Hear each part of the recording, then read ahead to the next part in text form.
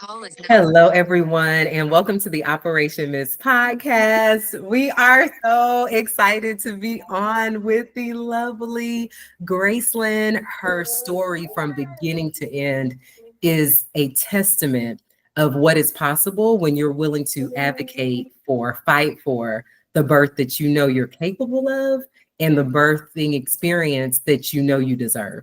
And so it would not have been possible without Dr. A as her monitor. And so Dr. Amber Holmes is on as well. And she is a physical therapist. She's a Miss Monitor. She loves moms. And her and Gracelyn actually have a very similar background, which is why they were paired.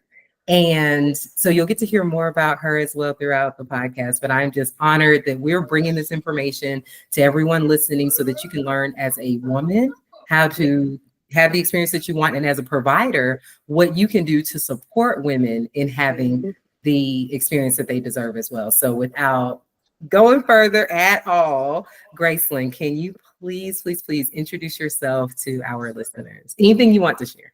Okay, hi everyone. My name is Gracelyn Leith Lopez. I'm from Alpharetta, Georgia. I'm a first-time mommy, so that's very exciting. I have a beautiful baby girl. She just turned 4 months 2 days ago. Her name is Amira Grace Lopez. I am married to my wonderful husband. We've been married for about 4 years. Yeah, 4 years in July. Did I get that wrong? 4 years in July. I am the oldest of my siblings, and I love to go hiking. I love shopping. I love watching reality TV, and I just love life. So yeah. You give reality TV, Gracelyn. Yes. I love that. I should showed up like this. And for the people watching, okay, we have come up with a new term, the Misty models. I love that. Literally was birthed when her Thank face you. popped up. So, Yes. You're a beautiful mommy. Grace. Thank you so much. Yeah. So can you tell our listeners, we'll just jump right in, what was your journey to this pregnancy? So I learned about Miss through my therapist. She's amazing. Miss Tabria Corprew. Yes, Miss Tabria Corprew. I was seeking therapy because unfortunately I had a miscarriage in the beginning of January of last year. The same week I lost my mother to breast cancer. And I was trying to I was trying to really process my grief and also process this new pregnancy that I was praying to God for, that this pregnancy would carry through. Does that make sense? Yeah. And not having my mother, I felt like I needed some more support through other women. And honestly, the watch saved my life, to be honest, because I did not know my condition without having a monitor and having the watch. Yeah. And we're so sorry. I can't imagine. Yeah. I know when we first spoke, losing a baby is very hard. Mm-hmm.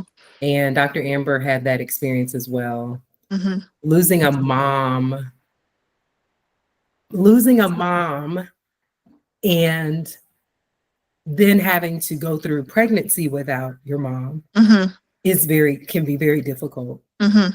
And it's possible, but it just doesn't feel the same. And so we, of course, just wanted to be what we felt, it would feel like wanted to be that for you. Thank you. So we're grateful that you chose us. I'm so grateful I found you all. I thank God every day.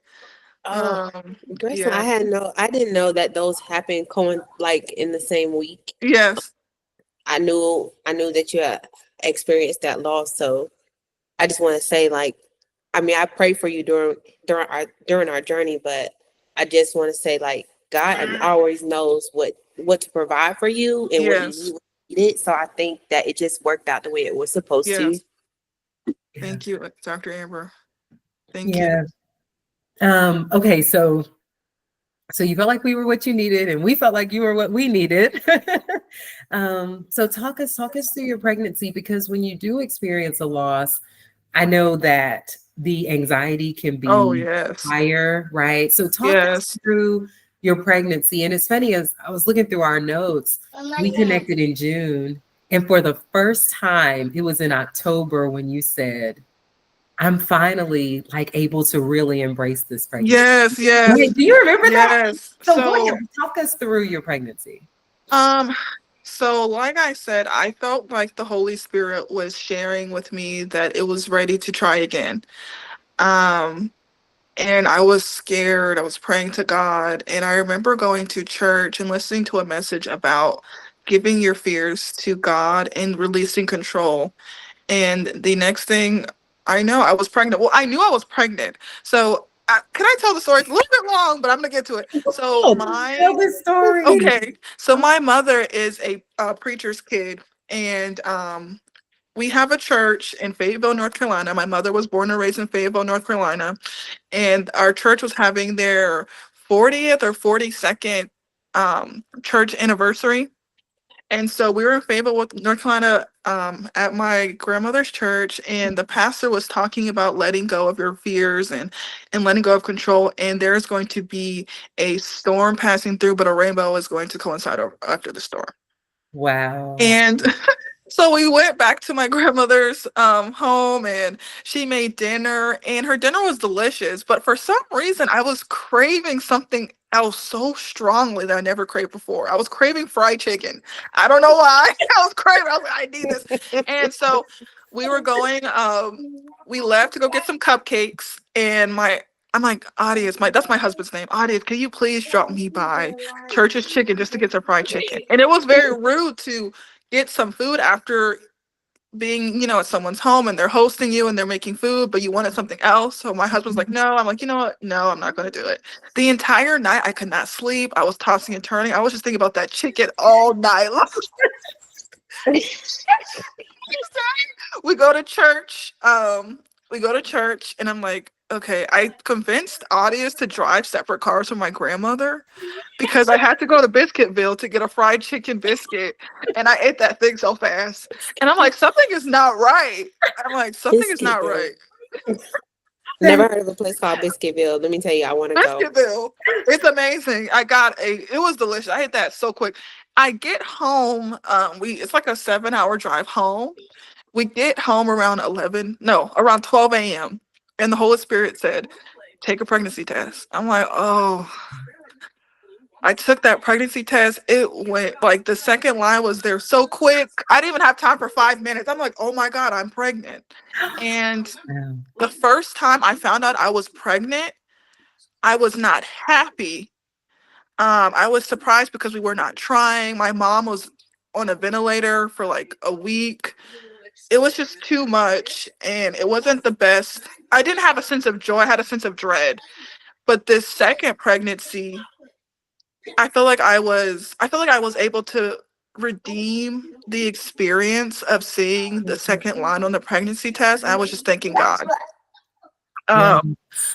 And I was happy, but then that sense of anxiety came in because all moms know if you experience the miscarriage, although you want things to happen so badly, you have that like sense in the back of your mind that something bad is going to happen that's out of your control. Because when I had that miscarriage, I did so much research trying to figure out what happened. I'm like, I'm young.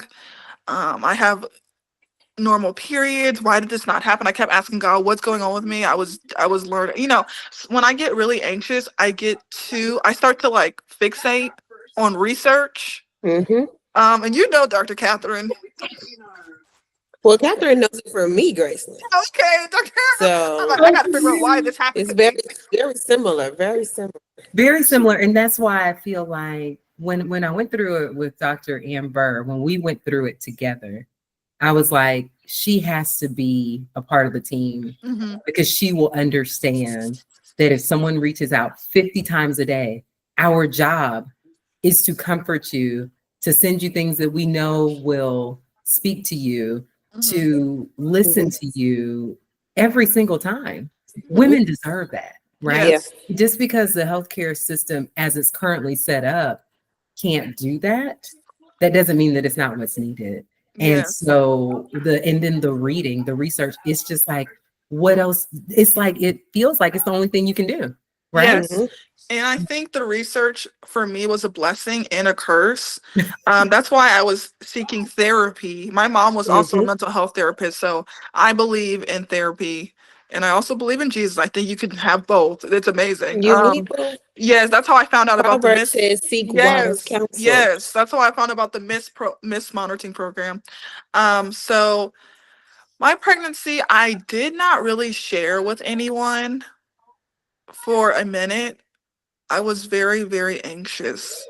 And every day felt like a battle, to be honest. And also, I was so sick, yo. I was Mm-hmm. so sick. Yeah. That first trimester, you're like asking yourself, why did I go through this? Why did I, well, like some people have great pregnancies, like, but for me, I was going through it. I Yeah. was going through it. I tried every medication. I remember emailing my doctor every day, like, this is not working. I need something else. This is not working. I need something else. I've tried all the holistic things. I tried it all. And thank Yep. God for the watch, because I was able to really check my stress levels and my sleep levels. And it's so Mm-hmm. important to get enough sleep when you're going through your pregnancy in each trimester. Yeah. So I only really felt like I was actually pregnant when I went to my second ultrasound, not my first. The first ultrasound, although I heard her heartbeats, I was thinking, well, anything could happen. But when I Mm-hmm. saw my baby on the 20-week anatomy scan, I was like, whoa. And I remember asking the ultrasound tech, did she have 5 fingers and 5 toes? She's like, I yeah. asked the I'm like, same thing. Genesis came out. When she came out, I was like, "Are you okay, Mom?" Said, "Does she have 10 toes, 10 fingers?" 5 fingers, 5 toes on each hand. I said, everything okay? I said, what's that? It's like, yeah, that's her kidneys. I'm like, okay, and this and that. And she's like, okay, I can't say anything else.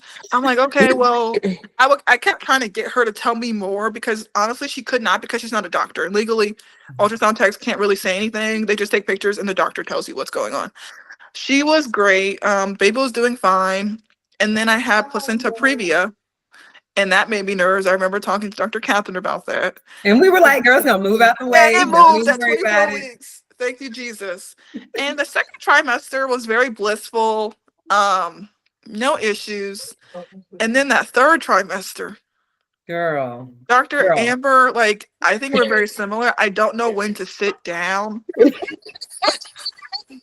Like, I love to I don't like being in the house for too long. I get stir crazy. My husband's complete opposite. I think that's why we got married, like opposites attract. Like he's a homebody. He likes to chill. I like to have something to do every single weekend.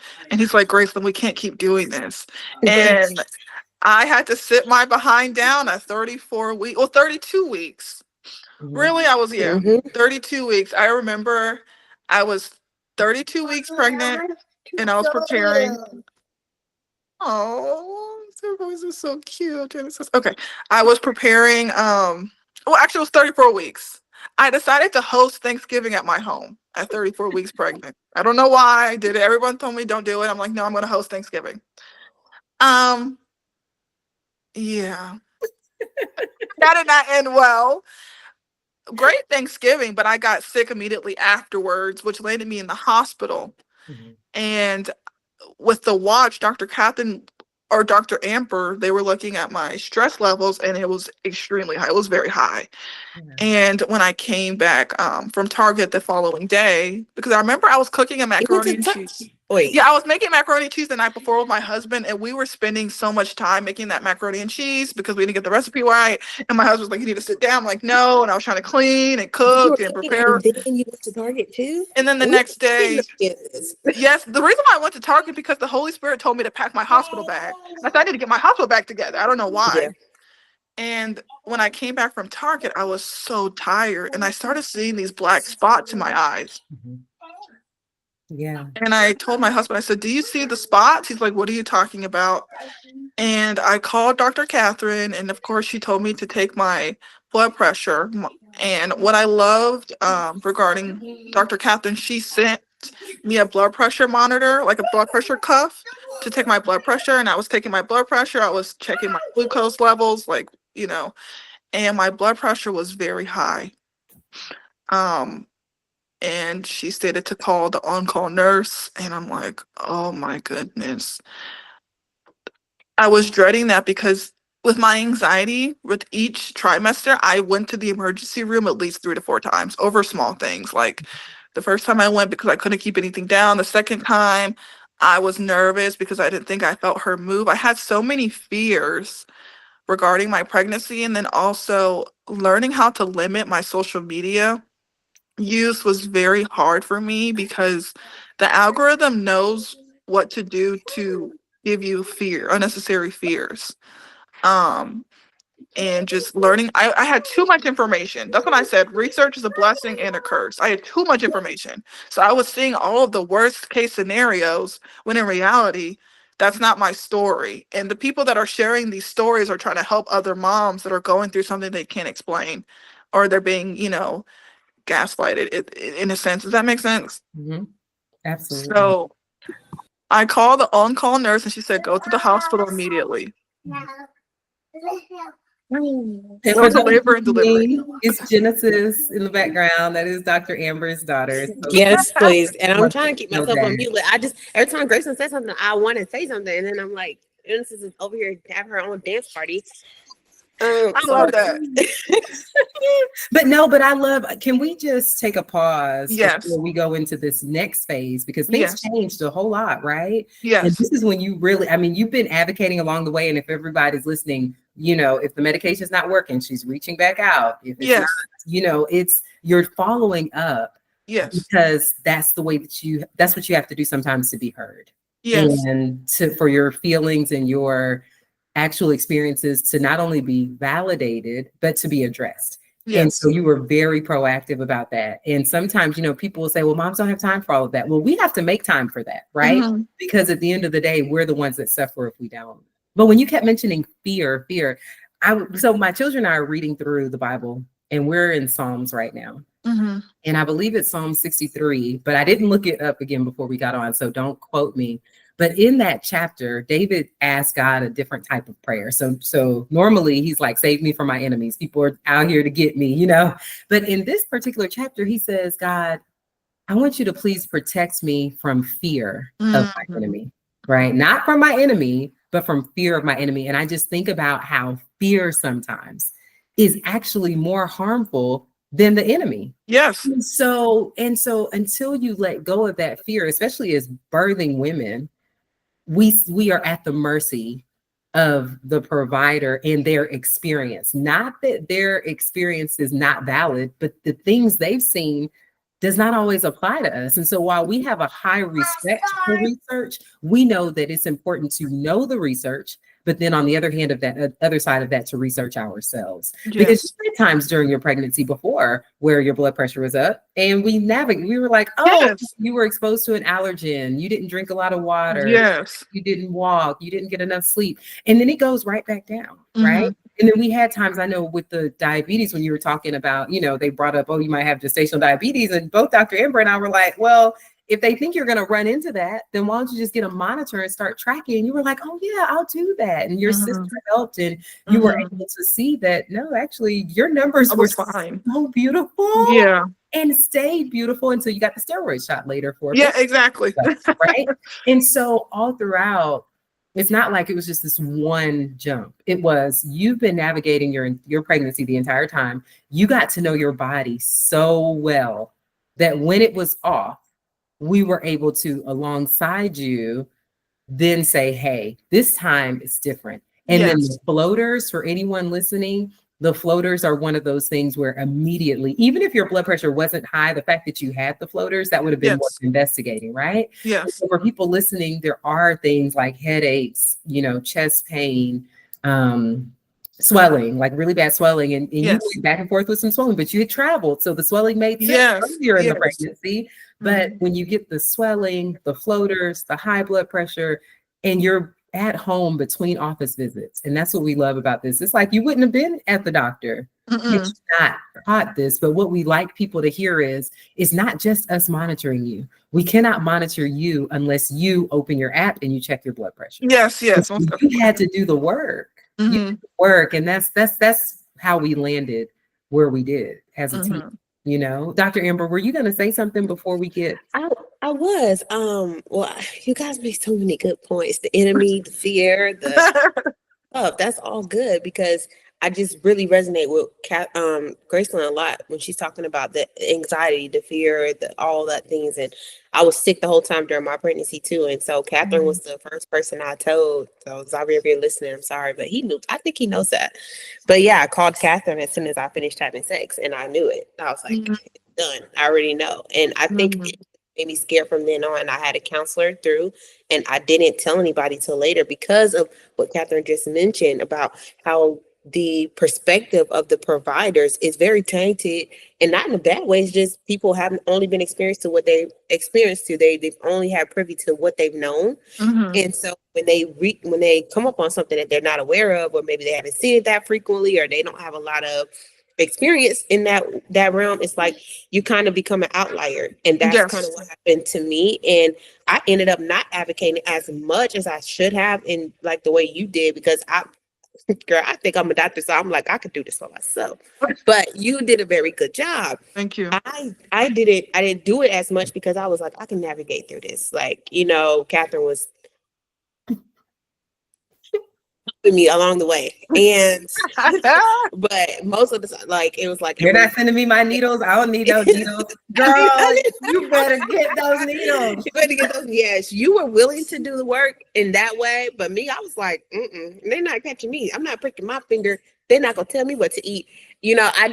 But it was stubbornness because I think I was just still angry. So I think what we can take from that is just like, you had a negative experience and you used that more so as fuel instead of fear. Like, you're using the word fear, but all I saw from our perspective was more fuel. Like, it was, you were literally using your experiences, or like what you thought was what a fear was. You were using that to help educate yourself, and like you were becoming better every week. Like, okay, well, I know this, and every time me and Catherine would tell you something, or she'd send you a sheet or something, you were like, okay, well, I remember I read this, and I mean, like, you were like a student, and I think I was a student.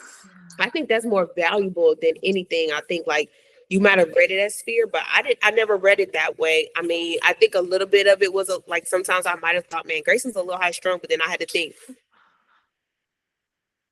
I was high strung too, and I was crazy. I had four, we just talked about the 4 jobs, right? So I'm like judging you about Thanksgiving and Target, but I mean, seriously, we did those things, I think, to kind of fill in gaps and for spaces of things that we were maybe just missing, or just wanting to keep ourselves busy so that we didn't have some of these thoughts. Yes, exactly. And I think you did a really great job. And I think a lot of it is a testament to like maybe how you were raised, and like just how you and your husband, like, you guys work together, because I think a lot of women can't go through maybe a miscarriage and then turn right around and get pregnant again, and then handle themselves in a way that's like, okay, I'm going to stand up for myself. I'm going to stay educated, and then I'm going to get as many resources and help as I can. Some women, like me, on like the little flip side a little bit, it's like, well, I think I'm going to do this for myself because those people didn't help me last time. They didn't help me. They didn't help me. They called me like weird, because happened because I had a miscarriage halfway through pregnancy. I was 19 weeks pregnant. Jesus. When that happens, you're like, and everybody doesn't know. Nobody has an answer. Google doesn't have an answer. There was no such thing as ChatGPT at that point, right? I mean, God didn't give me an answer. Well, not the answer I was looking for. So you're just kind of like, I think it's very plausible of you to. I think it was great. I applaud you for not running away from the resources and like seeking them out. But I remember having to text you about that TikTok. I was like, get off that TikTok. Oh, and the cravings. You were like, don't follow oh my cravings. Goodness, I had the worst cravings too. And you know what? The cravings, once I got rid of those certain cravings, things went down. Like, I was drinking, I'm sorry, Dr. Amber, to cut you off. No, you're good. I was drinking glasses and glasses of whole milk. Oh, I love that. I was gaining a lot of weight too quickly, and my doctor was concerned. And also, I thought the milk was helping me with my, what's the word? Heartburn. It was actually making it worse. And I didn't know that. And once I got that milk situated out the way, I was good. And I started eating like 6 eggs a day. This is all the stuff I never ate before. Your baby will tell you what you need. And what you're lacking in nutrients, those are your cravings. I was craving avocados, eggs. I never liked eggs. I ate so much eggs. What else? Breakfast foods. I had to eat breakfast or I was a horrible person. My poor husband. That's Oh, Jesus, I'm thinking beautiful. about that. I love that you mentioned that though, because our babies do that for us. Mm-hmm. And Mhm. I think, to be honest with you, the type of faith and patience that you need when you get to the end of your pregnancy, Mhm. it is when you're building that relationship all throughout the pregnancy, you realize that, oh, baby's telling me what I need to eat. Baby will Yes. also tell me when she's ready to come. Yes. And I think that if we don't listen or we're not really in tune with the relationship that's being formed, then when someone says at 36 weeks, we need to go ahead and cut this baby out of you, they'll be like, oh, okay. And it's like, well, Mhm. no, if I'm feeling like baby's okay, I'm okay. You're looking at my vitals. You're looking at mine and baby's vitals. Operation Mist is looking at my stress. I think we're fine. People aren't willing to stand on that because they didn't pick up on the earlier That's cues true. during the pregnancy, right? Some people will just say, I had a bad first trimester, but what you just said is, and you did, right? But Mm-hmm. what you said was, when I changed things, things changed. Yes. And that's what I think it is. When we change things and things change, it should help us have more faith in our bodies. That's Because true. I don't think that it's on purpose, but what we find is that the more women hear things from their providers, the more seeds of doubt are planted. Yes. I If had wonderful providers though, but you, I had to do a lot of research to find them. yeah, and it was worth it, wasn't it? Yes, they're amazing. I love my doctors. I still see my doctor, my OB, I still see her and she's amazing. I had a great team. I had a great hospital experience, to be honest, which is a blessing.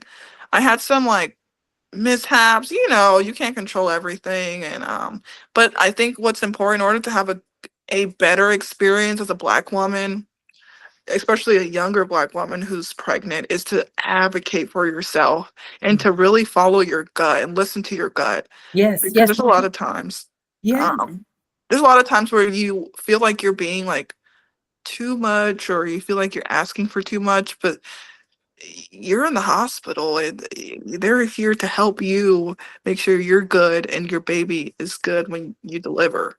I love that you said that. And I want to pause here.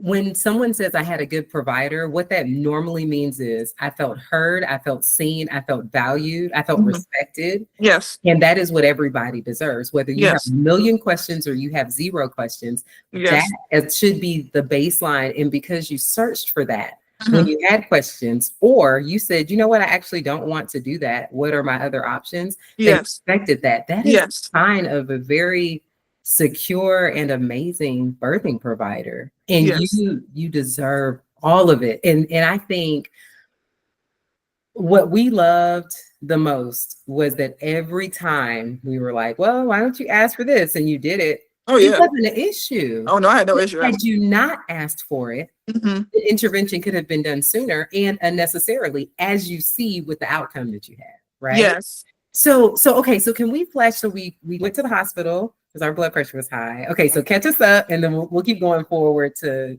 your delivery, and then we'll jump in if So we need to. I go to the hospital. I'm thinking they're going to release me because I had a doctor's appointment that following Monday. I go on Sunday. And they're like, no, we want to keep you overnight because we want to do a protein, like a urine protein 24-hour test to see how much protein you have in your urine. Did that. It came back high. And they diagnosed me with preeclampsia. I was in shock because the doctor stated, oh, yeah, you have preeclampsia. You're going to have to deliver your baby at 37 weeks. I'm 34 weeks at the time. And I'm thinking to myself, what? Why did I'm thinking, did I do something wrong? I don't know why I had this notion that I was doing things wrong out of my control. I think I don't know why. Um, So I questioned the doctor. I'm like, is there anything I can do to extend? And also I had a sense of relief as well because the pregnancy was hard on my body. But I knew that the longer she was in me, the better, she has all the nutrients. And so I really pushed, and they're like, okay, you know what? We're gonna see. We're gonna let you go home. You will have to come back. We are going to deliver you at 37 weeks, but you get to go home. And take it easy and don't do too much. Yeah. And then we knew that wasn't happening, right? I did not take it easy, and I did too much. And I was about to say, how long did that last, Catherine? What was it like? 48 hours. 2 days? Yeah, it was like 2 days. Yes. And the funny thing was, remember, so I feel like then they tried to do it again. So it was like, okay, we'll try to take it easy. Then you went back, and then they were like, okay, you're going to go home, and then we'll see you. You'll have to come in 3 times a week. It was something you would have to be. Yes. And so then we were like, no, Gracelyn, because once you get up, you start moving around. You got to get ready to go to the doctor's office. Now you're sitting in the doctor's office for however long. Then you're driving back home. Oh, I did not tell you guys. Wait, the first time I was admitted to the hospital, I had pneumonia. I had no idea. Right. I had pneumonia, and I was like, well, I was thinking to myself, well, maybe the baby's up here, because I remember sometimes at night I would have things on the top of my throat and I couldn't breathe. I'm like, well, you know what? It's pregnancy. Because for some reason you have any type of symptom, they're like, oh, it's because you're pregnant. Like, I can't breathe. Oh, you're pregnant. I can't sleep. You're pregnant. So I'm thinking, I'm just pregnant. Yeah. And right when I was about to leave, I kept asking the nurse, can I go home? Can I go home? Because I want to go home. We're approaching the Christmas season. That's my favorite holiday.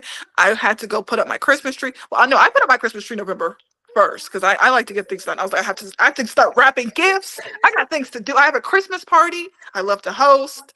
I had to unfortunately cancel that. And my doctor was like, you should not have a Christmas party. Mm-hmm. And that was very unfortunate. But right when I was about to leave, my heart rate started jumping to like 195, and everyone rushed in trying to figure out what was going on with me. I had an EKG, I had a CT scan, I had all these tests. They found out I had pneumonia, but I was able to go home, thank God, the next day. And they said, don't do too much, you have pneumonia. I go home and I'm like, oh, I need to start wrapping these gifts. I need to start cleaning up. And I take my blood pressure because they told me to, and it was like 180 over something, or it was very high, 170, something like that. And I immediately started crying. I'm like, I have to go back to the hospital. Yeah. I have to go back. And I go back to the hospital. It's like early December. And for some reason, everyone was there. All the moms were just trying to give birth. And we were there for an hour in the waiting room. Like, what's going on? I'm like, okay, if I'm here for an hour, it must have been anxiety and stress. My blood pressure will go down. I'm going to go home. An hour later, they take my blood pressure. It was 163 over like 110. And they're like, whoa, we need to get you back immediately. And I'm thinking, it's just anxiety. No, I actually have preeclampsia because I didn't claim the diagnosis. I said, oh, no, that's not me. Oh, no. But no, I really did have preeclampsia. It's crazy. Right. Literally, like Catherine, how does that even sound similar at all? It's like, no, I don't have just. No, not me. No, not me. Right. Right. Literally me. I was like, I do not have gestational diabetes. Oh no. No, not me. I was like, so I will not be pricking my finger. I will not be doing this. I'm not eating your little diet. I have diabetes. Catherine was like, Amber, you got to take and then I would go to the doctor and they're like, so where are your numbers? I'm like, I don't know. Oh, wow. That's it. Wow, we're very similar because my doctor's like, so have you been taking your blood pressure? I'm like, because I was so anxious. And also that I had to get the steroid shots, which spiked my blood pressure. So they also thought I had gestational diabetes, but I said, oh no, I don't have that. And you had to get them to wait. It's just because I think the conversation that about around the gestational diabetes, it goes from, oh, we're going to induce at 37 weeks to, oh, we need to have a C-section now, right? Yes. So it quickly escalates, even though there was an intervention that could have caused the change in your data. And so the question is always, is there any risk in waiting to see, will my blood sugar go back down? Will my blood pressure go back down? And because you were willing to be in the hospital, they could easily see that, right? Yes. Because after the second I believe after the pneumonia, when you got admitted, and then that was when they said, "Oh, you can go home, and then we'll just have you come in 3 times a week." Yes, We were yes. like, "Well, let's give an alternative." And when we think about the demand that's placed on your body, as soon as you stand up at home right now, your blood Blood pressure is pressure sky went. high. Yeah. And so, is it realistic for us to think that for another 4 weeks or 3 weeks, you'll be able to stay at home and your blood pressure not jump up to where you're back in the hospital again? And so that was when you and Audius made the decision, okay, what about this? How about if we stay here? And if we stay Yes. here, y'all can see me, you can keep monitoring me, and I can still keep my baby inside as long as possible. It's Yes. the best compromise, right? I did not want to stay in the I hospital. know you didn't. I really wanted to know leave, you but my husband was saying, if we leave, you're gonna just come back again. Because it didn't make sense to leave because I actually had preeclampsia. There really wasn't anything I could do to keep my blood pressure down unless I delivered the baby.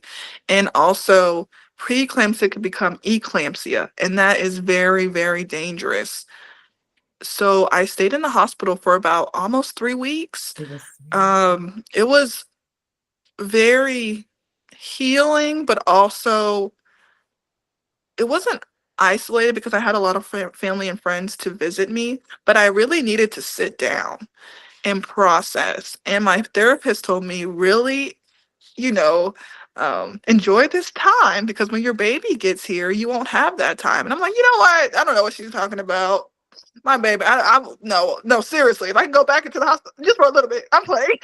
No, God will, I mean, if I can have a little vacation, not like that. No, not like that. But I was thinking to myself, I was sleeping 10 hours. That is a miracle.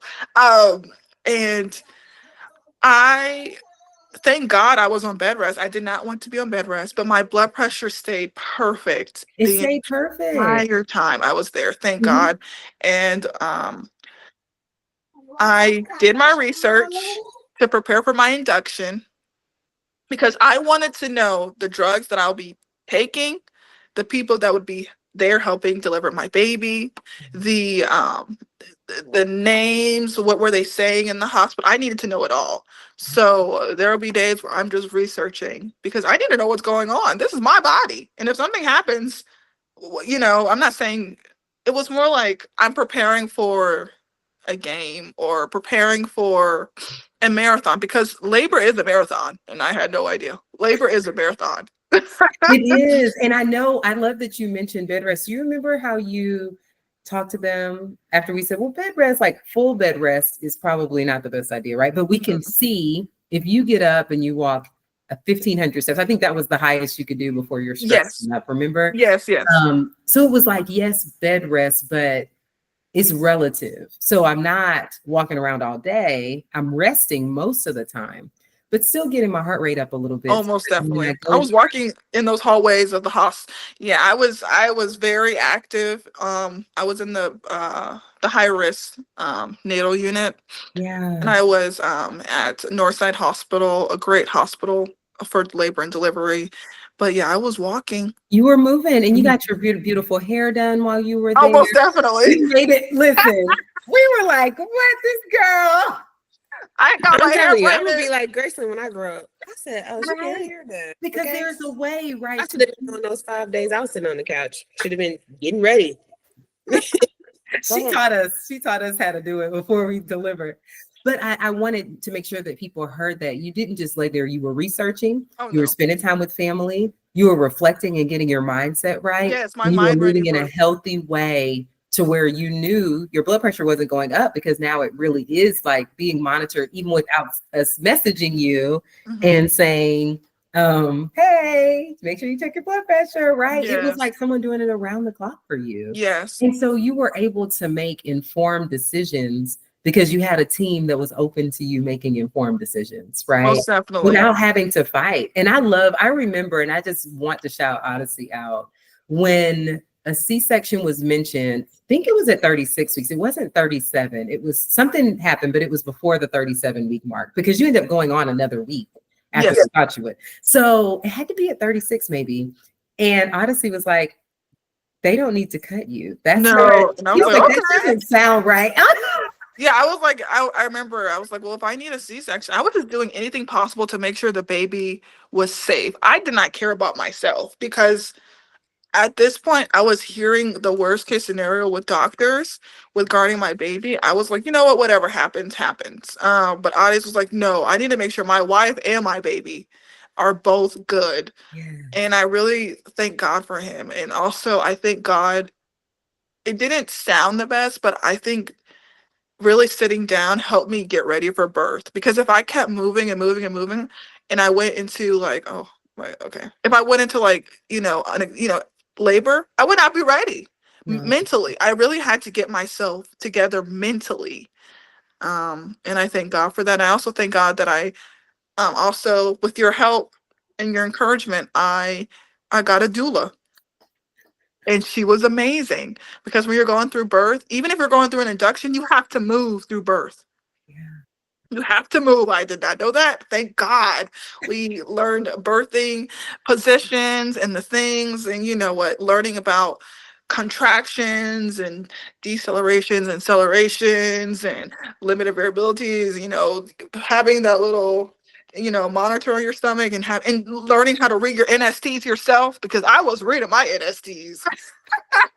I knew Yes. my baby's heart rate. I'm like, okay, something's not right. Her heart rate's a little bit. They're like, no, she's fine. I'm like, no, I know my baby's heart rate. I know her averages Yeah. because I had to really advocate for myself. Because some things can be missed. It's to be honest, it's not really like it's not intentional. And I need people to understand the hospital and the nurses and the doctors are not trying to hurt you purposefully. There's just so much going on that things can be missed, unfortunately, and you have to make sure you watch for yourself so you could tell the doctors and the nurses.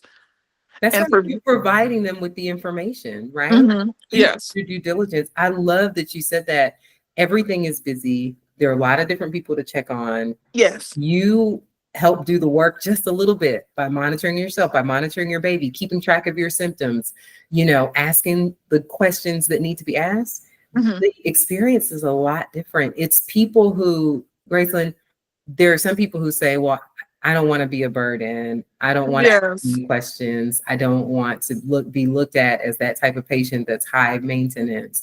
But you set all of that to the side and said, with Odyssey and your sister and your village, all of us, hmm we're doing this and we want to make sure that both of us are safe, period. yes, And we yes, know that there is a higher risk with having a C-section delivery for a lot of different complications. You hmm get double the blood loss. You have a 2 times higher risk of having heart issues later down, later on in life. It's a longer recovery after because it's a major surgery. And so if hmm you don't have to choose that, then don't. And when you listen to the statistics from the World Health Organization, they say C-sections are necessary 6% of the time. So if you see that they're happening 30 to 40% of the time, then the question is, could there have been something else done to prevent it? And that's yes, what you did was protect yourself from an unnecessary intervention. And exactly. that's a good thing, Gracelyn. Like that's a great thing. Okay. I'm so Thank proud. you. Like we're so proud of you. We're so proud of you. Thank you so much. Yeah. Okay. So bring us to the delivery. So you did not at 37. You were like, no, everything looks good. Can we stay pregnant a little longer? Well, And actually, at 37, I was ready to give birth. I was ready. And the thing was, I was ready to give birth because December, for some reason, December 2024 was like the most popular month, in my opinion, to give birth. Every single mother was in that hospital. And I was on the waiting list. I'm like, I need to get off this waiting list. I need to have this baby because at the time I was willing to do anything to make sure she was okay. Um, and the things that I really prayed for, it's funny, the things that I prayed for and I asked my doctors before I was in the hospital to do, I had to do them every day. Like, I remember sending an email to my doctor in the portal, like, can I have an NST? Please, I'll do anything for an NST. She's like, you know what, girl? You asked me, you send me multiple emails every single month. I'll do whatever you want. Get this NST. When I was in the hospital, I was getting 3 NSTs every day, and I hated them. I'm like, oh my God, the things that I wanted so badly, I have to go through them. And they were giving me so much anxiety, and I had to give the birthing process to the Lord.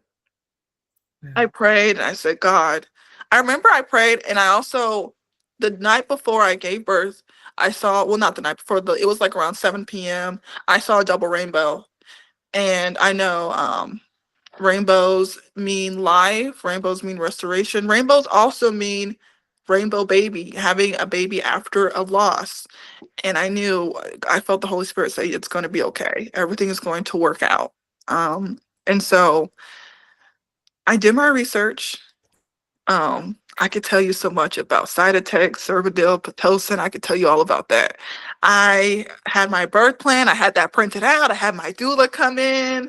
I knew what I wanted. I said, no, I don't want this. I want that. And you know what? I think people also forget that you can say no to things when you are educated. I'm not saying say no to anything. I'm saying when you're educated and you know what works for your body, you can politely decline and say, is there any other options that we can do? You don't have to do the most common birth plan if you're being induced, right? There's sometimes where you have to do things because you have to, get this baby out, which is, I have to tell you about that part. And there's sometimes you have to listen, but there's also times where you can advocate for yourself. And for me, I was really debating between Pitocin, no, I was debating between Pitocin, Cervidil, and Cytotec. I chose to do Cytotec. Thank God for my doctors. They were such great doctors that gave me the option. They said, you know what? You can do Cervidil. You can do Cytotec. Because I'm sorry, that's my dog. You can do Cervidil. You can do Cytotec. If you want to. But princess. I'm sorry, y'all. Amazon dropped off of my dog. It's okay. Princess. But anyway, I had the option to start with Cytotec. My birth story is honestly, it was amazing because I was underestimated a lot throughout that story. Yeah. Yeah. So I think I'm gonna tell you a secret. Dr. Amber won't mind, I'm sure. No. I remember you when you said no, I was ready at 37. You were, but we were praying that God would keep the baby inside of you, like that the wait list. Do you remember, Dr. Amber? We were because we had 2 tests. And we were like, Lord, you had 4 technically because you were in the group, you were texting Gracelyn, and you was texting me. And I said, Catherine, she can't have that baby right now. You can't have it right now because first, what she thinks she wants could result in a separation from her baby, and she would not be able to handle that. And so we were like, every time when you were like, I forgot what it was, but every day that passed that you didn't have Amir Grace, we were praising God. We were like, she's come when God knows that she's ready to come, because separation is not an option. I couldn't even see you for one day being separated from Amir Grace. Right. I also forgot to mention too, they did tell me prepare for a NICU stay. You really didn't have an option. I was like, what? Because she was on the small side, 37 weeks. And sometimes they also had to give her steroid shots for her lungs to develop faster.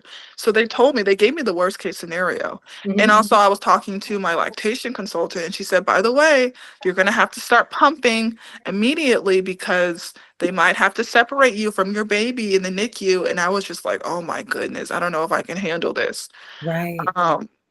So I understand when you said regarding separation. I totally forgot about that part too. Yeah, we were so grateful. And then when you finally so you told them what you wanted. And then just for people listening, Cytotec is not for everybody. And there are, so you have to make sure you've done your research, you're okay with the risks and the side effects as well as the benefits. Yes. And then you move forward. And I love that you did that, because when we think about Pitocin, and I remember when you birthed and you sent the message to us and you were like, and I didn't take Pitocin. Hallelujah. Right. But it works for other people. There's no wrong or right answer. There's not a one fits all thing. But for me, I knew. I was like, I don't know about that. And at a certain level, it messes with the way the heart functions. And so if you already have something going on heart-wise, then why would you choose that if there was another option? And also, I was still trying to get over pneumonia. Okay, so there's other things that made me not want to choose Pitocin if I was 100% healthy, yes. And if also I was going through actual natural labor, but I was not. And sometimes when you're going through an induction, they give you a little bit more Pitocin to boost, to help with the contractions, because you're not having, these are not natural contractions. And so I think what really helped me get into natural labor with the health of side attack was movement. Mhm. And also, I want to say this with expecting mothers, please advocate for wireless monitors. Like, when you get those monitors on your stomach, so you can move and you're not just, attached to the bed. Please advocate. And some doctors will be like, "Oh, we don't have any," or nurses will be like, "We don't have any." I'm like, please make sure I'm on the list. And I had to really advocate to get those monitors. Thank God for my doula, because without that, I wouldn't be able to move and start the labor process. I think because of movement, unfortunately, my doctor was not on call, so I had a different doctor to help deliver the baby. I had two different doctors, honestly. And the first doctor, she kept telling me, "Well, you know what? It's going to take 48 hours to 72 hours to give birth. You're zero." I was 0 centimeters dilated. Everything was 0, 0, 0. And I'm like, you know what? I'm going to do whatever I can to make sure that I get to a certain, I was trying to get to 5 centimeters because I was going to get my epidural. Okay, that's just me though. I was going to get the epidural. Ah! I said, I'm going to push myself to get to 5 centimeters. I'm going to do whatever I can. I was That's moving. I was on wild. that bouncy ball. I was walking around the hospital because I had the monitors, the wireless monitors, which is very important. And, the doctor she kept saying these things like, you're not really, zero, like I had 3 rounds of side attack. The second round, I was 1 centimeter dilated, and I was like, oh man, I really want to get more into it. And then, like, I started feeling contractions and things started pushing. But every time, the doctor kept underestimating me. She's like, well, you're not really this. You're not that. Like, I remember one time, this was probably the hardest part of giving birth. This was more painful than birth itself. I decided to get the Foley ball, and the Foley ball is great. However, the doctor on call decided not to check how many centimeters I was dilated because she assumed I wasn't dilated as much. So she was implanting the Foley ball, but it kept slipping out. And it was so painful. Not knowing, she kept inserting it, it kept coming out. She's like, why is this not working? Not knowing I was 5 centimeters dilated already. Wow. So the Foley ball it's supposed to help you dilate to 4 to 5 centimeters and it falls out. I was already dilated. And she's like, oh, wow, I had no idea. And I'm thinking to myself, well, I said out loud, you know what? Don't charge me on my insurance because it did not work. That's what I told her. And I'm like, this is what happens when you second guess someone. Because Right. not everybody has the same body. Some people dilate faster than others, and there's no wrong or right way. You just can't make an assumption because I'm young, I'm Black, and and I'm also being induced that it's going to take some more time. And so I was 5 centimeters. We went to 6. That's when everything started going on. I got the epidural, and then I remember there was a scary part where my baby's heart rate was dropping, and other nurses came in. They're like, we want to check you. And I said, no, thank you, because I did not want to. I wanted my doctor. I said, I need my doctor to come in. They're like, well, your doctor is not here. She's on call. I said, well, I'll wait for my doctor to come in. Wow. My doctor came in, and she's like, you know what? She's like, I don't really think you're probably 7 meters dilated. I said, check me. She's like, I don't know if I have time. I said, please check me. Or I'm not, and she checked me. She's like, wow, you're 10 centimeters dilated. Are you ready to push? I said, let's go. Gracelyn. Yes. So it was like, so my doula said, you're going to have this baby.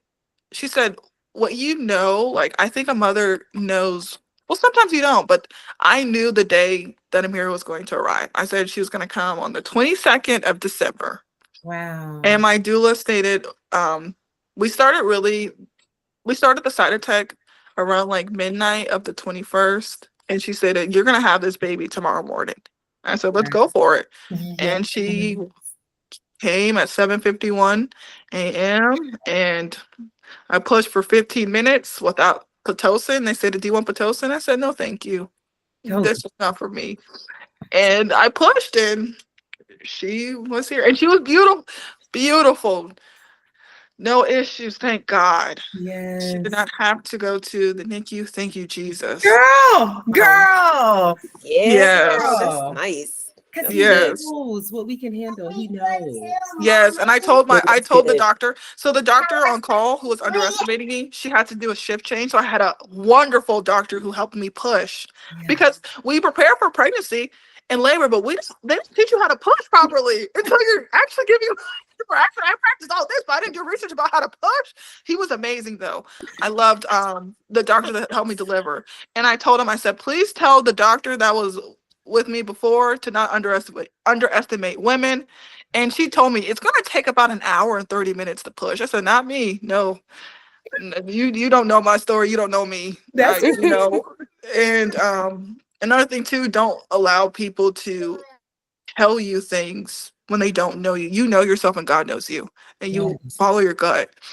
So that was, I love God. that. Oh my gosh. So yesterday, I don't know why we were talking about you, but we were. And so in the Bible, I know you love the Bible. We all love the Bible. We were talking about Shadrach, Meshach, and Abednego, Mm-hmm. and how they told what was so powerful about their story was that they told the king, we really don't care how this ends. Mm-hmm. What we know is that you don't have dominion over us and what we do.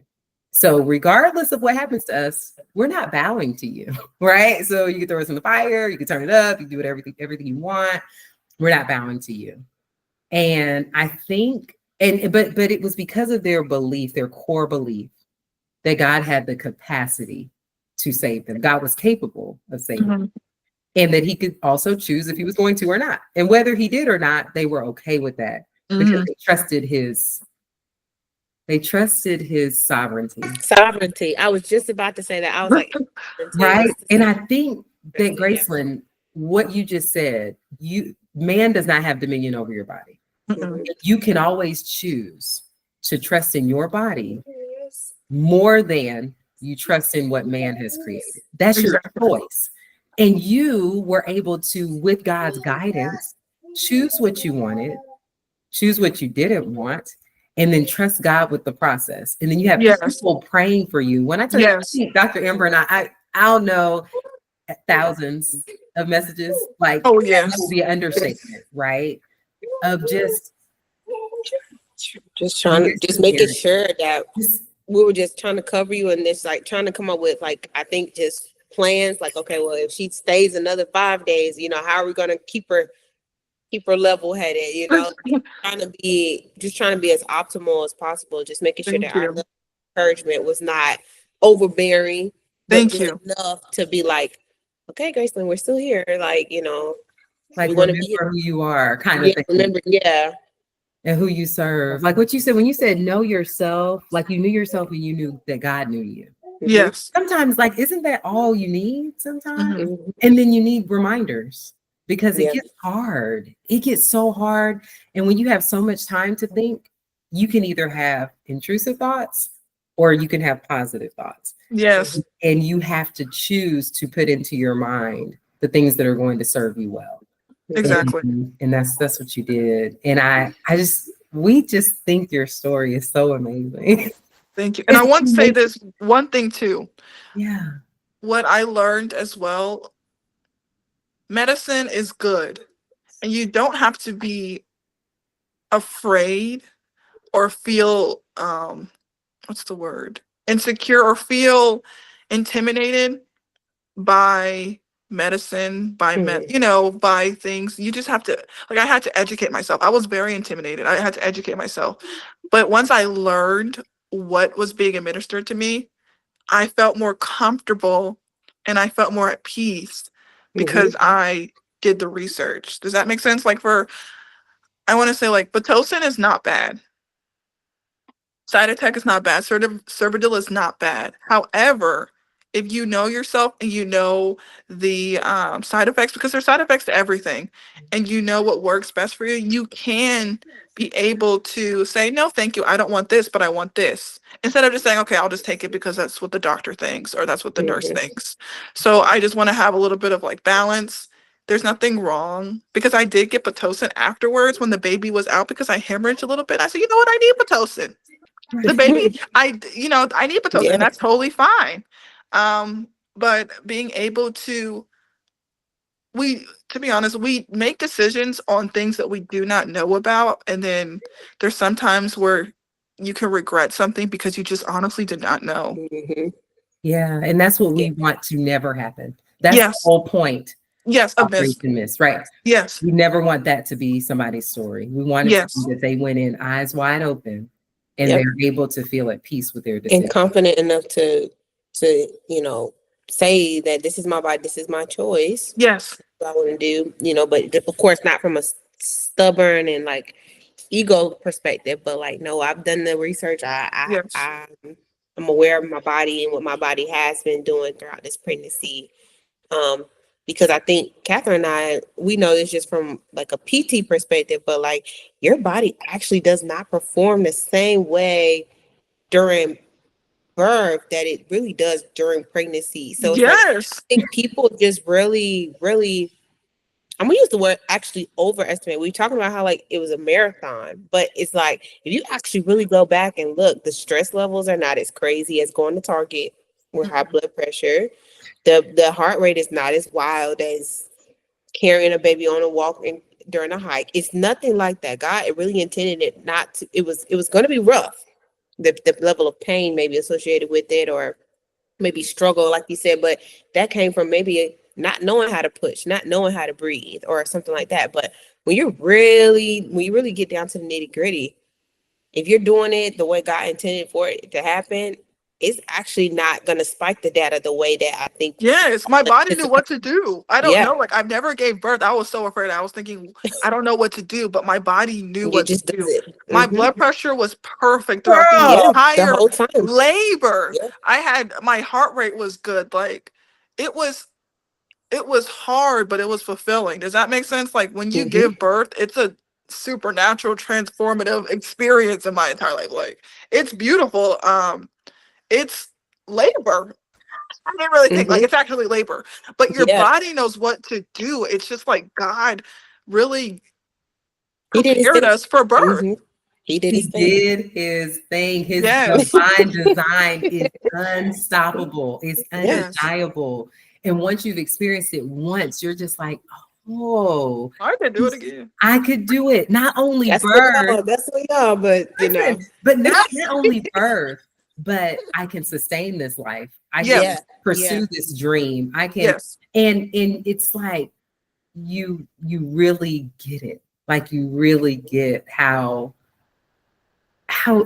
genius he is. exactly. I'm like, wow, like your body Right? prepares. Even at being a mother too, I was thinking to myself, am I mom material? Like, will I know how to be a wonderful mother? It's just like God really prepares you mentally.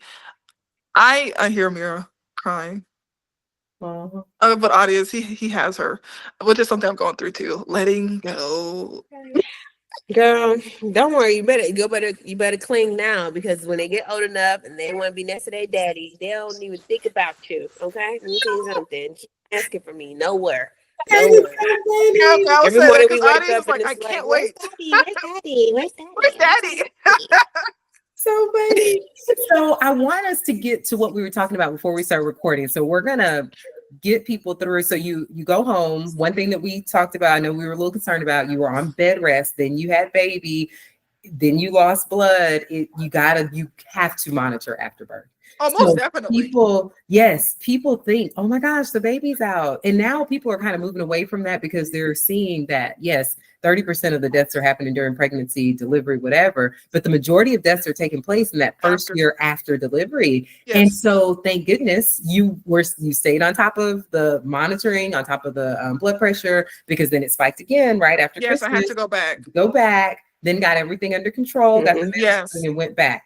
Okay, so can we flash forward a little bit to our conversation? So you thought one thing about work and motherhood, but tell us what decisions have you made as a mom so that you feel like you are doing the best job that you can possibly do? Taking care of my body. Um, I'm sorry, I hear her. I need to get audience. You can go get her if you want. Real quick, I'll be right back. Let Well, me go get her so I can show you all. Dr. and I I are can going show to them here. talk. Yeah. So, yeah. No, so Dr. She, Amber, Amira looks just like them. You said you think so? Yeah, they look just like she looks like both of them to me. Yeah. Can you tell us though, while she's gone, how do you feel that your shared experience helped you monitor her more close, or the way that you did? Because it was phenomenal. There is no way the outcome would be what it is without you. So during pregnancy, following the delivery, why do you think that this was a perfect pairing? Honestly, I didn't even know how perfect it was until today, because I didn't know so many like intricate details about like how everything happened, and I never asked her really about her miscarriage, or like how long like she had been pregnant, and like what that looked like for her. But I think what really resonated with me was working with Gracelyn, like her vulnerability, like her willingness to really like be a student. Like that's what I said earlier. Like she really was just trying to be a student, and I love that about her.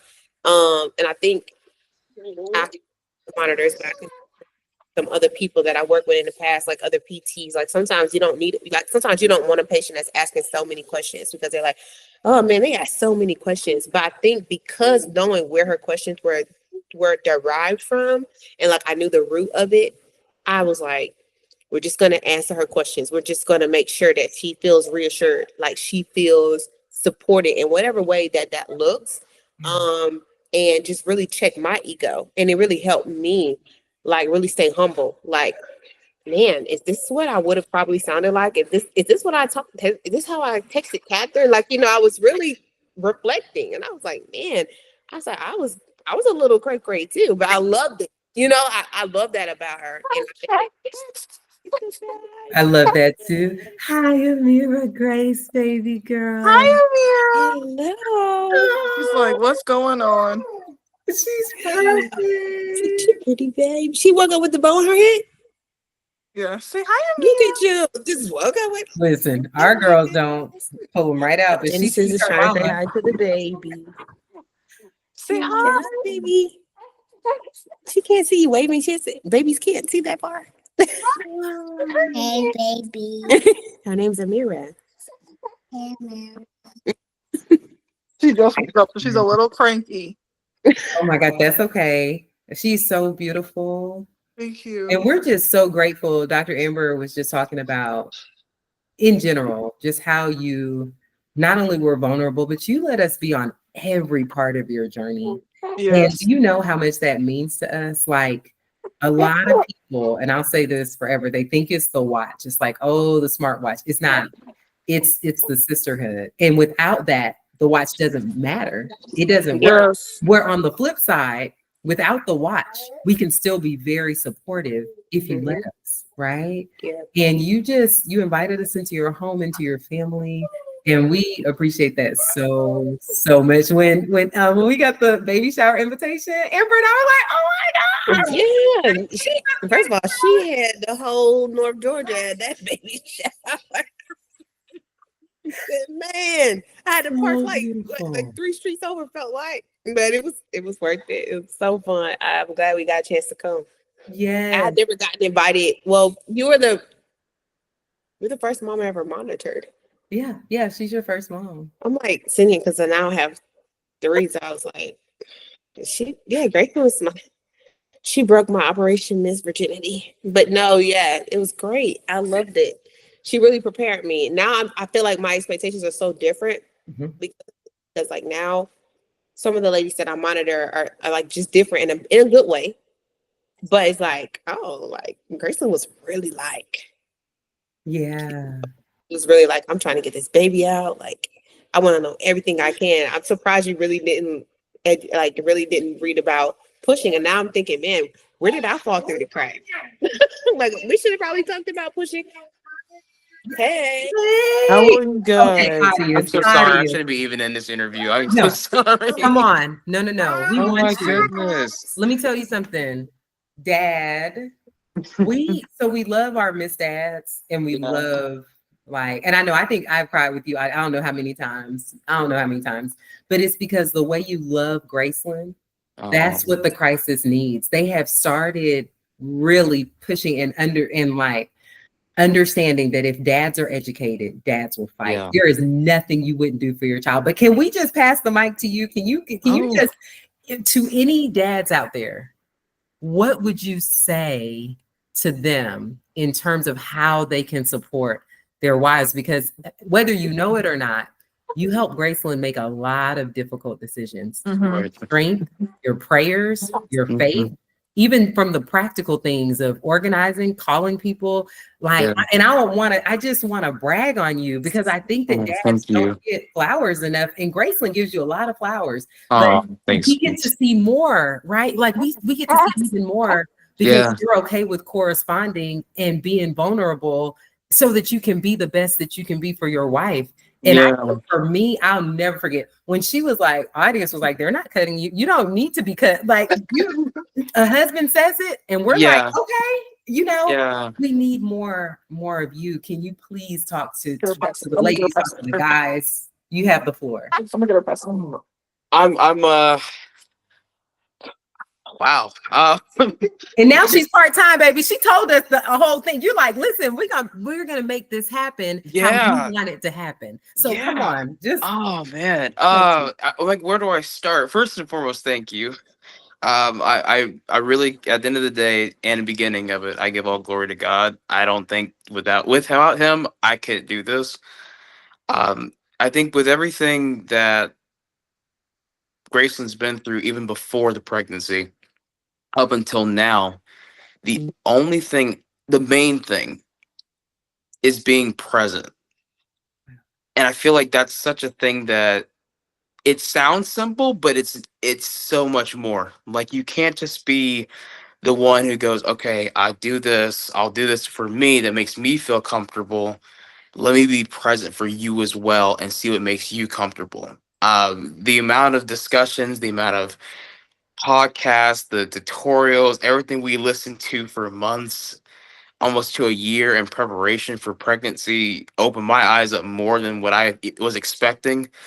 And I think going into it, there's a lot that for a man, because it feels like before you even think of a baby, you can take care of your wife, you can do everything for her as much as you possibly can, and being there to carry her, to care for her, all those things. But when it comes to delivering for a baby, it's like you feel almost hopeless. Like there's nothing I can do here. I almost feel like I can't really help you push. I can't I can't even touch you in a certain area right now because you might just be too overwhelmed by what you're going through. So the only thing I feel like I could do is be her best advocate for what she wanted. And all the information that we acquired, all the things we learned up until delivery really kind of help me be further present. I can't stress it enough how knowing just the things that she wanted, and even in the final moments closer to delivery, where it's like, hold on, should we redact what we said we may not want to do? Should we go further back and say maybe we do want to go ahead and do a C-section? God forbid. Do we want to keep pushing? Do we want to keep trying to go on what we are set on doing? And that was really one of those things where I'm like, no, well, the mindset, which I tip my hat off to all women, because we can't deliver, y'all do it, y'all carry for 9 months, and be able to do all that is just mind-blowing to me. But in those moments that you're delivering, it's like you got too much you're focusing on right now. Maybe the things in which seem simple to look at from the outside looking in beforehand might be just too much. So being present to stand in there and be like, no baby, what you wanted, that's what we're going to do. Yeah. What you need from me, whatever it is, cool. If you don't want me here for this, fine. By all means, you need a break. You want to randomly in the middle of the day walk around the hospital to get comfortable. I'm all for it. Let's do it. You want to, eat different types of food, different intervals of the day that make you best comfortable for the baby. By all means. But just it's being present, being aware. Um, have an idea of what fully makes her comfortable, even for the people that are in your lives as well. I there's been many times for family where we're like, okay, do we want said such and person around right now during this time? Yes, cool. No, perfectly fine, and respectfully, because right now it's not just about us. Right now, we're thinking about her including another life, and I think that you got it.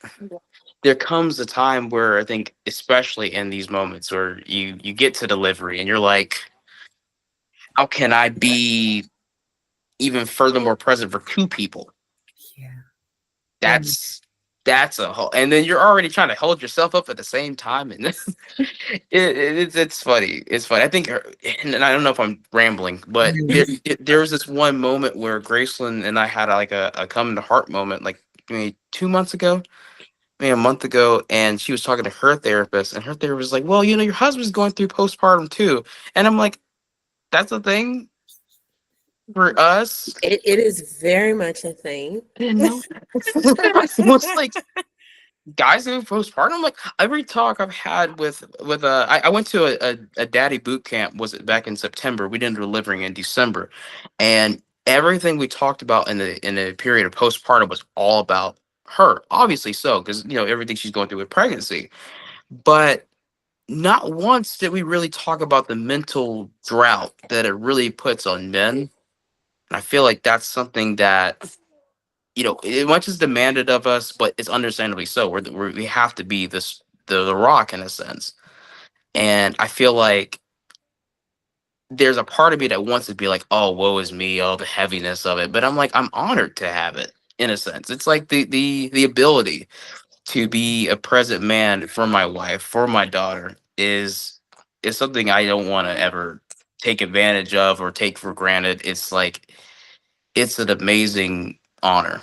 And I feel like it comes with just knowing, like, to be there is more valuable than anything else. You may not, I can give you all the gifts in the world and all the things, but if I'm not hearing you completely Listen, yeah. and listening to you entirely of what you want for you and you want for her, that helps you sleep better at night. That helps you have an understanding of what exactly is my role beyond, hey, I got you, like, no, what can I really do for you mentally, spiritually, deep prayer, tons of prayer. Oh my God. The just this, I think the funny thing is, I don't know if you shared, like, when we first got to the hospital, the first or second time when you started kind of like feeling a little off that first week of December, he found out that, as early as she was, that her lungs weren't fully developed yet. Yeah. So for me, I'm like, well, okay, I don't know exactly when they're supposed to be developed, how that's supposed to be. Like, I had like a whole book that kind of goes by the weeks, but when hit with things like that, I'm like, okay, I don't know what to do. And on the human realm, I have no clue what to look at this as of. And the only thing we could do in the moment was just pray.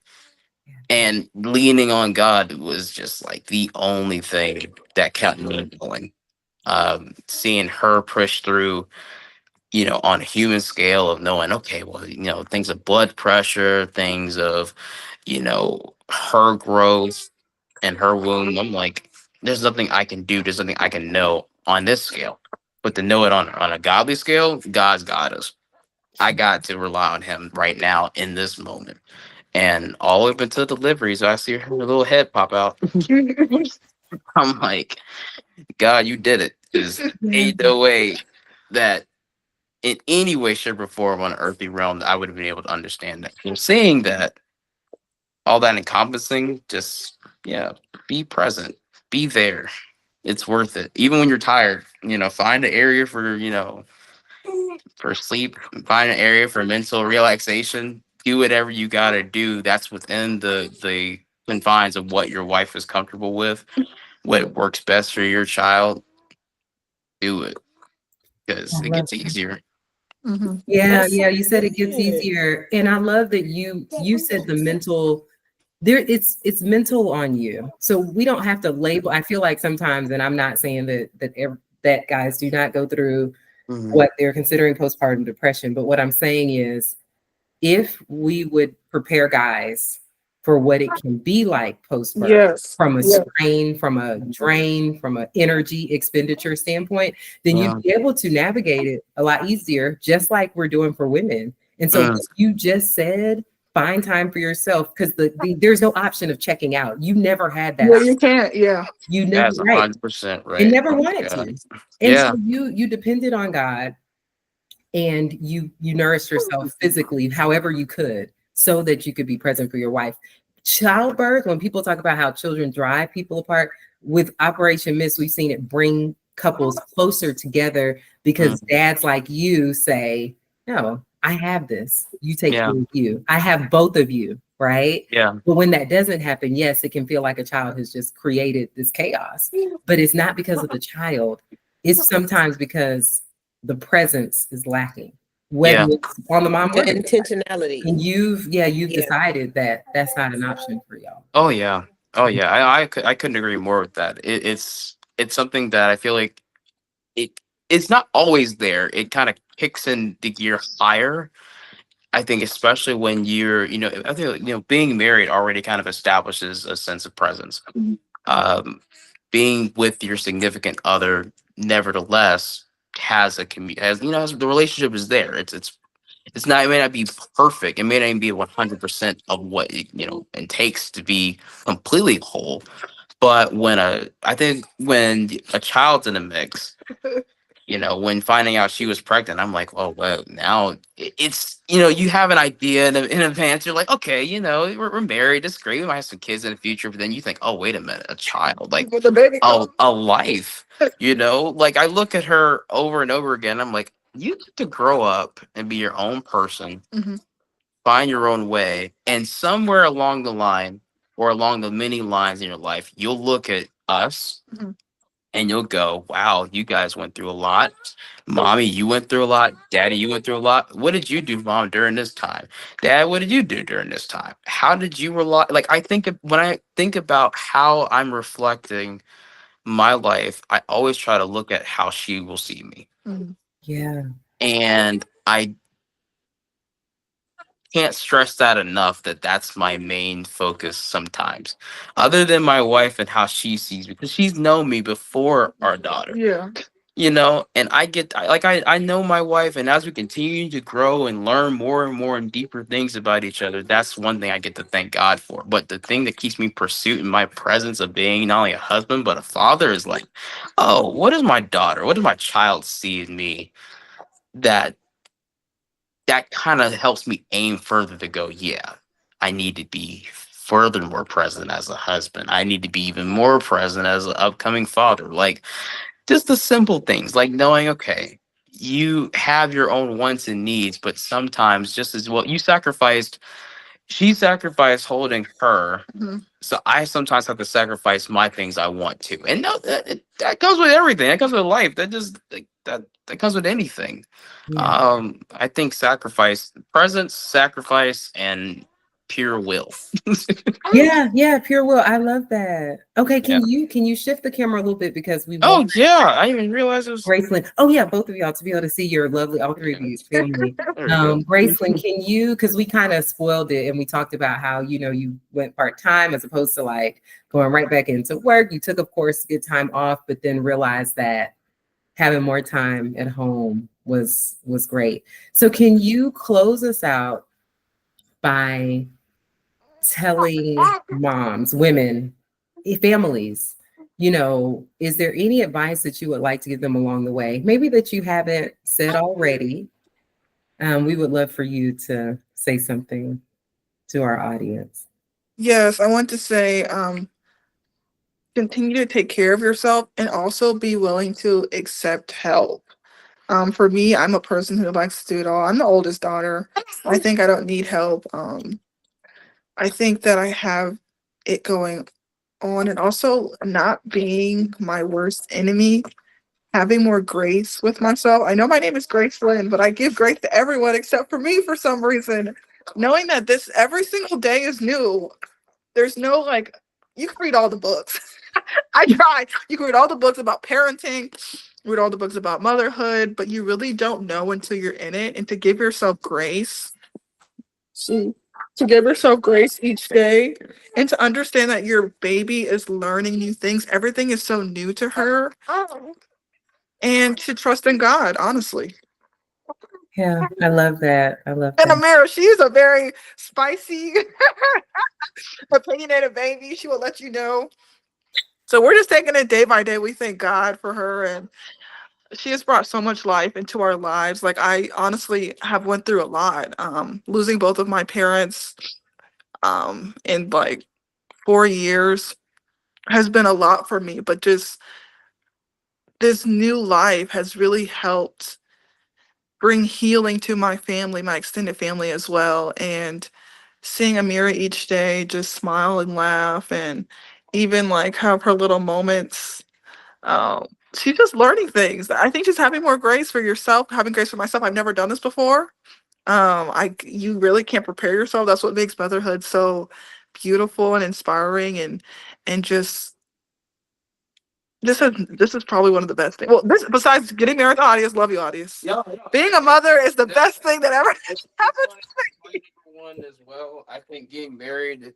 I hate to say it, it can't be number two, but Yeah. life. No. No, having Amira and being a mom and just seeing her like giving birth was probably the best day of my entire life. Everything was worth it. The throwing up every day, the being in the hospital, going to the doctor, just all these new things. Like, it was worth it. Just seeing her every day is just a blessing. Waking up every day and seeing her, it's just like wow. I at first I didn't understand why mothers could have so many babies after going through pregnancy. But now I see, I'm like, wow, you really forget. Like, you're like, I can do this again. Even though you're like, wait a minute. It was very painful, and but you just look at, and she's just amazing. I'm just looking at her right now, smiling. She's amazing. Love her dearly. Yeah. Well, we love you. We love Love your you. entire beautiful family. We're so thankful that you came on, Dr. Amber, It publicly. was I a know I thank you blessing. all the time. You are an angel. She And is. when God connected us, I don't know how long ago it's been now. I knew that you were. Maybe like 7, 8 years now. Wow. Yeah, yeah. And you brought nothing but joy to my life since then. And I'm so grateful now that you're on our team and bringing joy to other moms. You're not gonna do this to me, Catherine. You're not gonna do this to me. You're not gonna get I me. just want to say thank you. Thank you. It's made easier because of monitors like you who She's also stand amazing. on faith, because that's what we need. Mhm. That's what we need. Moms need to be able to believe. And when someone believes as hard as you, when you think about you call yourself stubborn, when you're stubborn in the right areas, Mm. it saves lives. Yes. Well, thank you. Thank you. Well, I appreciate Gracelyn. She was a great first time mom. Well, first mom for me, but she's still, like, you know what I mean? Like, it was great. Like I said, and she stepped away when I said this. It was very humbling for me to see somebody else's journey and see it from the other perspective.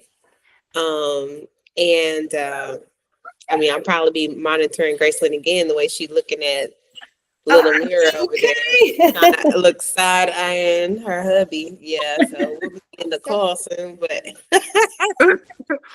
I think it was great. I learned a lot about myself monitoring her, because I had to work on my patience and just kind of working on just working through problems, working through finding solutions. And like you said, like, I had to lean into the Holy Spirit a lot myself, because I didn't want me to be talking. And I think if you could just listen back to some of the audio messages I said, I was like, now hold on, like, this is Amber talking, but then this is this guy talking over here. Like, because I wanted you to differentiate. A little bit of me is a little rough around the edges, but I wanted to be frank with you. But then I also wanted you to know, like, I didn't say anything to you that I didn't consult with God first. Yes. And that even if I'm not perfect, if I made sure not to say anything unless I tried to consult with Catherine as well, because I wanted to be very thoughtful with this process, and I just wanted you to know that you were taken care of. I wanted you to I feel felt that taken care of. way. I want to say this, Dr. Amber. I enjoyed reading your very um, detailed emails regarding each month of my. Oh, okay. I was like, Yes. I Oh, felt so heard. I felt so understood. I felt like they're really watching and checking out for me. And honestly, I keep saying this, without that watch, without you all, I would not know that I had preeclampsia because I found out myself before going to my OB. So thank God for you all, especially. I'm not gonna get emotional, it's but the thank you community, the all. sisterhood. Yes, it's the Yeah. community, it's the sisterhood. I tell all of my friends that are expecting to please consider joining the Miss program.